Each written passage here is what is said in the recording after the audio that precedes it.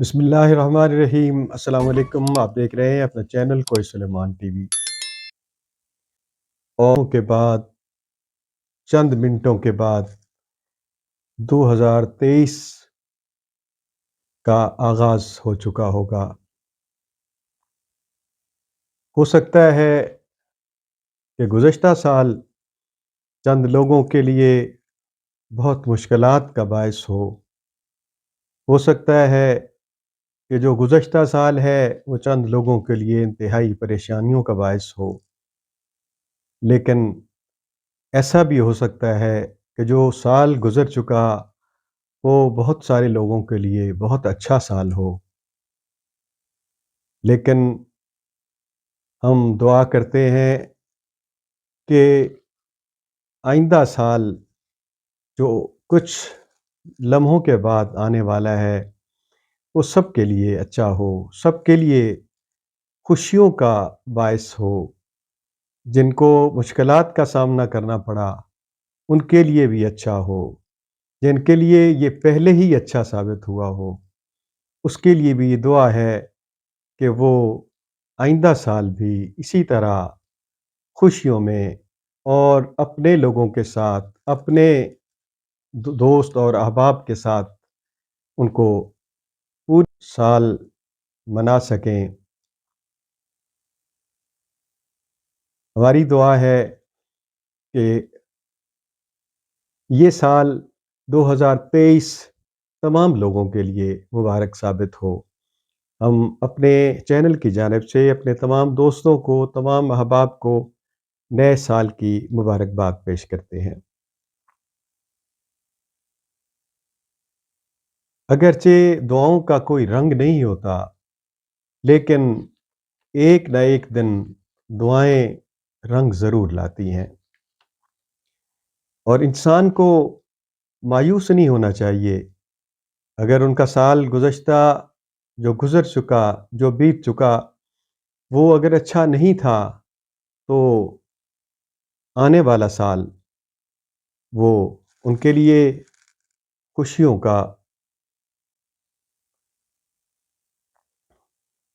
چونکہ ہم نے یہ سنا ہے اور یہی پڑھا ہے کہ چند لوگوں کے لیے اچھا ہوتا ہے سال اور چند لوگوں کے لیے اچھا نہیں ہوتا، چونکہ یہ دن ہے جو اللہ پاک لوگوں میں پھیرتا رہتا ہے۔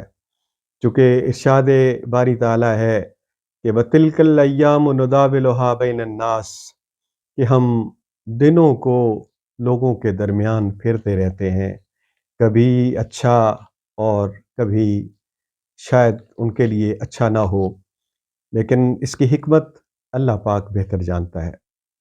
اپنے دوستوں کو یہ مشورہ ہے کہ وہ صبر سے کام لیں، کیونکہ حکم خداوندی بھی ہے کہ یا ایھا الذین آمنوا استعینوا بالصبر والصلاۃ ان اللہ مع الصابرین، کیونکہ جو نماز قائم کرتا ہے، جو صبر کرتا ہے، اللہ بھی ان صبر کرنے والوں کے ساتھ ہے۔ ہو سکتا ہے آپ کے لیے یہ جو آپ کہتے ہیں کہ یہ سال اچھا نہیں تھا، وہ آپ کے لیے آئندہ سال اچھا ہو اور خوشیوں بھرا سال ہو۔ قرآن حکیم میں سب سے زیادہ جس کا حکم دیا گیا ہے وہ تین چیزوں کا خاص طور پہ ہے، جس میں صبر، تقوی اور اعمال صالح کا سب سے زیادہ ذکر ہے۔ اگر ہم اعمال صالح کریں گے اور تقوی اختیار کریں گے تو کوئی ایسی بات نہیں کہ ہمارے ہوگی، اور اگر ہم اعمال صالح سے ہٹ گئے اور ہم اصل جو خداوند کریم کا جو راستہ ہے، جو احکامات ہیں، اگر ہم اس راستے سے ہٹ جاتے ہیں تو یقیناً ہم مشکلات میں پھنس جاتے ہیں اور ہمارے لیے مشکلات زیادہ ہوتی ہیں۔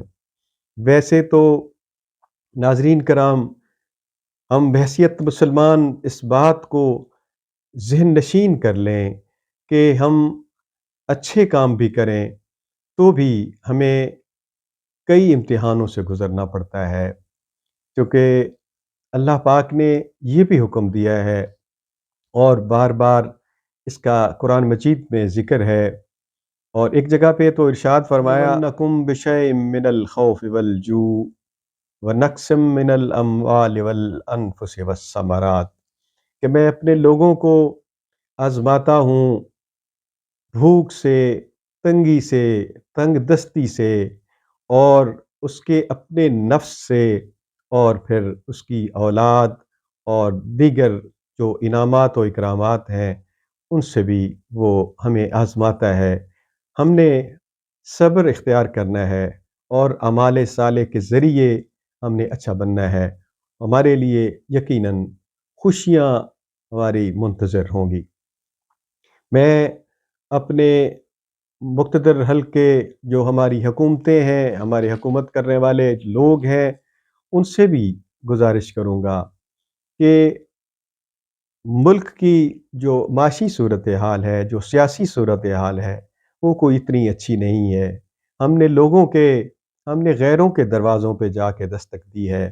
کاش کہ ہم اپنے رب کے بتائے ہوئے اصولوں پہ اگر ہم عمل کرتے، ہم اگر اپنے خانہ کعبہ کو ہی اپنا مرکز سمجھ لیں، ہم مدینہ منورہ کو اپنا مرکز سمجھ لیں، تو کوئی ایسی بات نہیں کہ ہمارے ملک میں خوشیاں بھی آ سکتی ہیں۔ یہ بھوک، ننگ، افلاس اور غربت یہ اسی وجہ سے ہے کہ ہم نے ایک خدا کو چھوڑ کے ہم نے اپنا خدا ہی لوگوں کو بنا لیا ہے۔ اور اگر ہم اپنے اللہ وحدہ لا شریک کو اپنا سب کچھ سمجھ لیں اور مدینہ طیبہ سے ہم ان کی اطاعت قبول کر لیں، تو کوئی ایسی بات نہیں کہ ہمارے ملک میں بھی خوشیاں آ سکتی ہیں۔